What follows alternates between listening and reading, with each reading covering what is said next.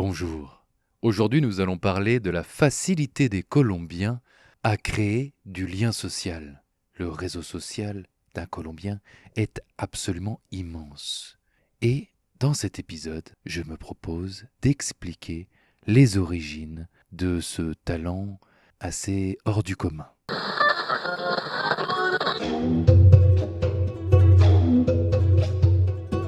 Fréquence lointaine, votre escapade culturelle sur la Colombie intime.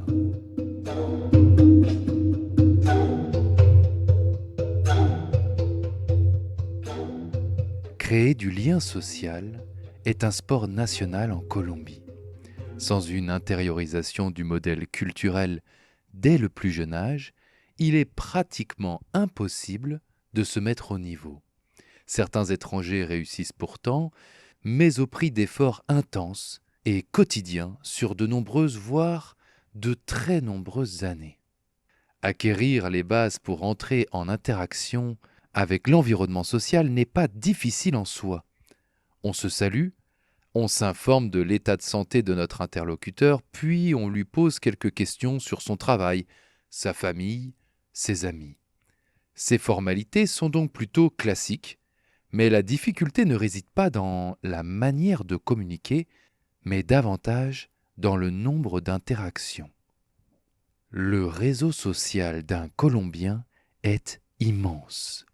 L'habitant de Pereira affirme volontiers que son répertoire correspond à sa ville.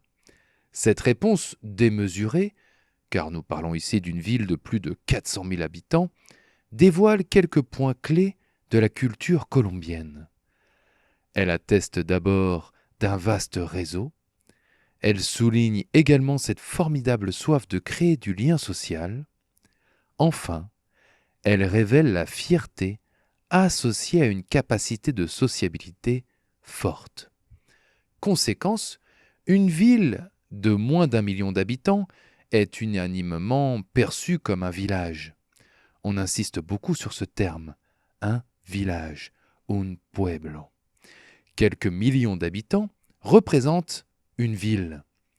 Et les 8 millions de Bogota correspondent à une grosse ville.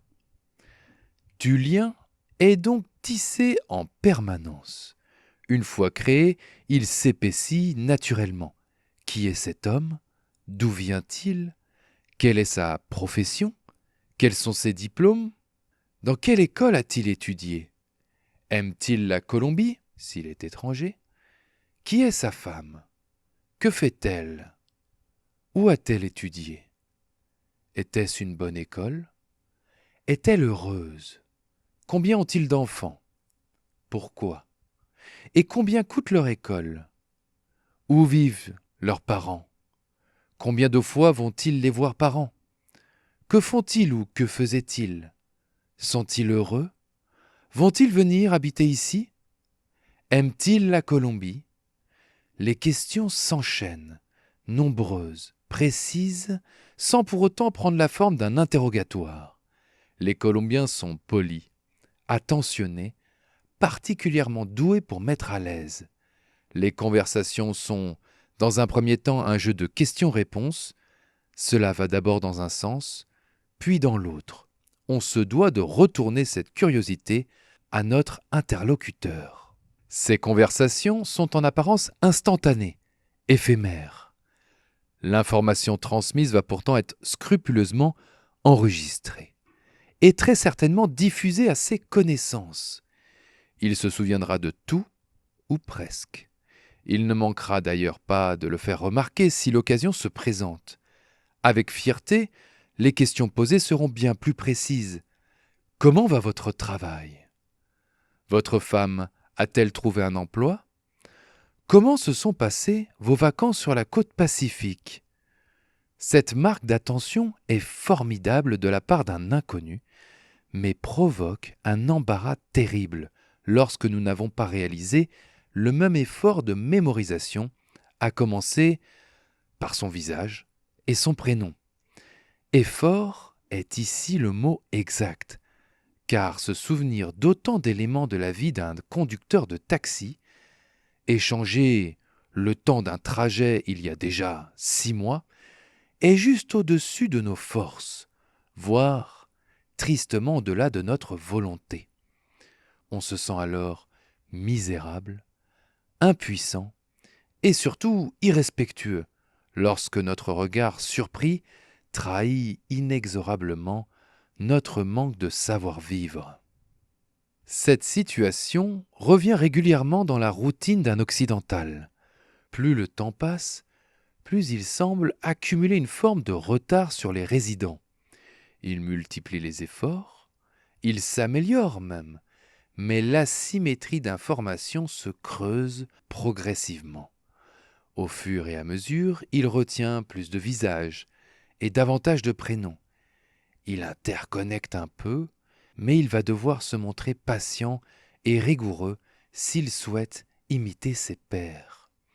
Cette disposition, admirable, s'explique effectivement par une grande curiosité et une bonne dose de savoir-vivre.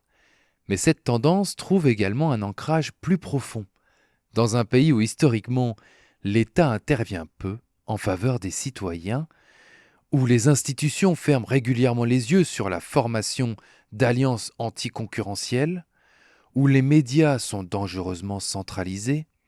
Si on reprend l'exemple de Pereira, un seul quotidien seulement pour plus de 400 000 habitants. Il apparaît vital de disposer d'un réseau social large et compétent.